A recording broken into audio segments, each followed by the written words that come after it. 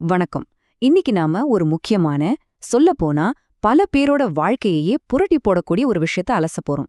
ஆசிரியர் தேர்வு வாரியம், அதாவது டிஆர்பி, சமீபத்துல வெளியிட்ட உதவி பேராசிரியர் தேர்வு முடிவுகள் பத்தி திராவிட கழக தலைவர் திரு வீரமணி அவர்கள் வெளியிட்டுள்ள அறிக்கை இப்போ பல கேள்விகளை எழுப்பியிருக்கு. அந்த அறிக்கையில சொல்லப்பட்டிருக்கக்கூடிய குற்றச்சாட்டுகளை எந்தவித சார்பும் இல்லாம முழுக்க முழுக்க தரவுகளின் அடிப்படையில நாம இப்போ ஆழமா பார்க்க போறோம். சரி, தாமதிக்காம நேரா விஷயத்துக்கு வருவோம். இந்த சர்ச்சையில நாம என்னென்ன பார்க்க போறோம்னா, முதல்ல இந்த பிரச்சனையின் பின்னணி என்ன, தேர்வின் கட்டமைப்பு எப்படி இருந்துச்சு, மதிப்பெண்கள்ல இருக்கிறதா சொல்லப்படுற முரண்பாடுகள், அரசியல் ரீதியான ஒப்பீடுகள், அப்புறம் இறுதியா அவங்க முன்வைக்கிற கோரிக்கைகள்னு எல்லாத்தையும் வரிசையா பார்க்க போறோம். முதல்ல பல ஆயிரக்கணக்கான இளைஞர்களோட வாழ்வாதாரத்தை பாதிக்கிற இந்த உதவி பேராசிரியர் தேர்வு சர்ச்சையோட வீரியம் என்னன்னு பாப்போம். 42,064. இந்த நம்பரை நல்லா கவனிங்க. இது வெறும் எண் கிடையாதுங்க. பிஹெச்டி முடிச்சுட்டு நெட் செட்னு தகுதித் தேர்வுகளையும் பாஸ் பண்ணிட்டு பல வருஷமா இந்த வேலைக்காகவே காத்துக்கிட்டு இருந்த தகுதி வாய்ந்த இளைஞர்களோட எண்ணிக்கை இது. இத்தனை பேரும் ரொம்பவே நம்பிக்கையோட இந்த தேர்வை எழுதியிருக்காங்க. ஆனா இத்தனை 1000 பேர் போட்டி போட்டது எத்தனை இடங்களுக்கு தெரியுமா? வெறும் 2708 அரசு, கலை, அறிவியல் மற்றும் கல்வியல் கல்லூரி உதவி பேராசிரியர் பணியிடங்களுக்கு மட்டும்தான்.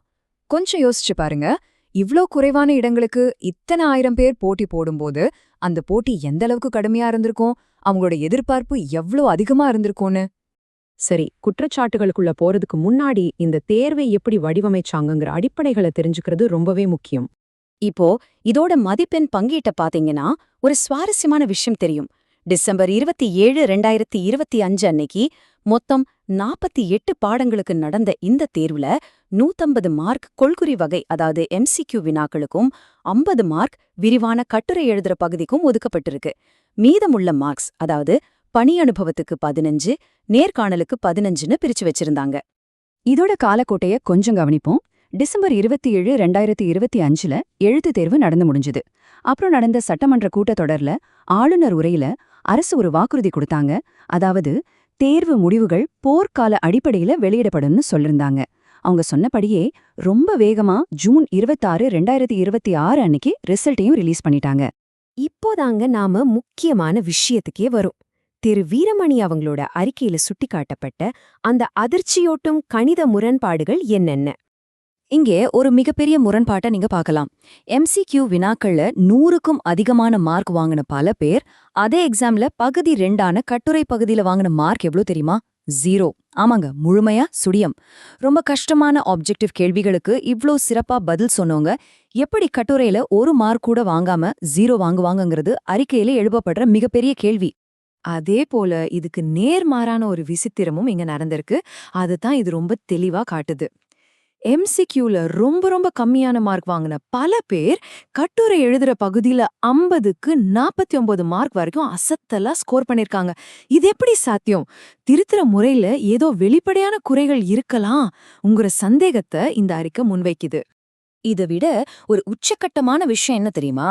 பார்ட் 2 கட்டுரை பகுதியில முழுமையா 0 வாங்கினவங்க கூட ரிசல்ட் லிஸ்ட்ல தகுதி பெற்றவர்கள், அதாவது குவாலிஃபைட்னு அறிவிக்கப்பட்டிருக்காங்க. ஒரு முக்கியமான பகுதியில 0 மார்க் எடுத்தவங்க எப்படி அடுத்த கட்டத்துக்கு பாஸ் பண்ண முடியும்னே அந்த அறிக்கை ரொம்ப அழுத்தமா கேக்குது. அடுத்ததா இந்த அறிக்கையில சொல்லப்பட்டிருக்கக்கூடிய அரசியல் ரீதியான மற்றும் கடந்த கால வரலாற்று ஒப்பீடுகளை பார்ப்போம். அந்த அறிக்கையில ஒரு குறிப்பிட்ட குற்றச்சாட்டை முன்வைக்கிறாங்க. பகுதி 2ல திராவிட இயக்கத்தோட சாதனைகளை பத்தி எழுதின பல பேருக்கு சுழியம் மதிப்பெண் கொடுக்கப்பட்டிருக்கான்னு ஒரு குற்றச்சாட்டை எழுதுறதுன்னு அதுல குறிப்பிடப்பட்டிருக்கு. இவ்ளோ அவசரமாக போர்க்கால அடிப்படையில பேப்பரை திருத்தினது யாரு? மதிப்பீட்டுல ஏதாவது கருத்தியல் சார்பு இருந்ததாங்கிற கேள்வியும் அவங்க எழுப்புறாங்க. அது மட்டும் இல்லாம இத பாஸ்ட்ல நடந்த இன்னொரு சம்பவத்தோடையும் ஒப்பிடுறாங்க.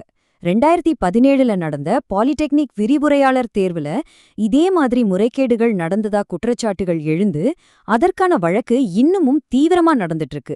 அதே மாதிரியான ஒரு சூழல் இப்போ 2026லயும் நடந்திருக்கிறதுனால இது ஒருவேளை தொடர்கதையாங்கிற கேள்விய அறிக்கை முன்வைக்குது. சரி, இப்போ நாம இறுதி கட்டத்துக்கு வந்துட்டோம். இந்த நிலையை சரி செய்ய அரசிடம் என்னென்ன கோரிக்கைகள் முன்வைக்கப்படுது? இங்க ரொம்ப முக்கியமான விஷயம் இந்த 4 நேரடியான கோரிக்கைகள் தான். முதல் விஷயம், இந்த விவகாரத்துக்கு அரசு உடனடியாக பொறுப்பேற்கணும். 2வது, இப்போதைய மதிப்பீடுகளையும் தேர்வு முடிவுகளையும் முழுமையா ரத்து செய்யணும். 3வது, இது குறிப்பு ஒரு முறையான சிறப்பு விசாரணைக்கு உத்தரவிடணும். 4வது, தவறு செஞ்ச அல்லது சார்பா செயல்பட்ட மதிப்பீட்டாளர்களை கண்டுபிடிச்சு நீதிமன்றத்துல நிறுத்தி தண்டிக்கணும். நியாயமான வேலைவாய்ப்பு கிடைச்சா மட்டும்தான் கல்வியில நம்ம பெற்ற வெற்றியே முழுமையடையும்னு அறிக்கை ரொம்ப ஆழமா பதிவு செய்யுது. இப்போ நம்ம எல்லார் முன்னாடியும் இருக்கிற ஒரு பெரிய கேள்வி இதுதான்.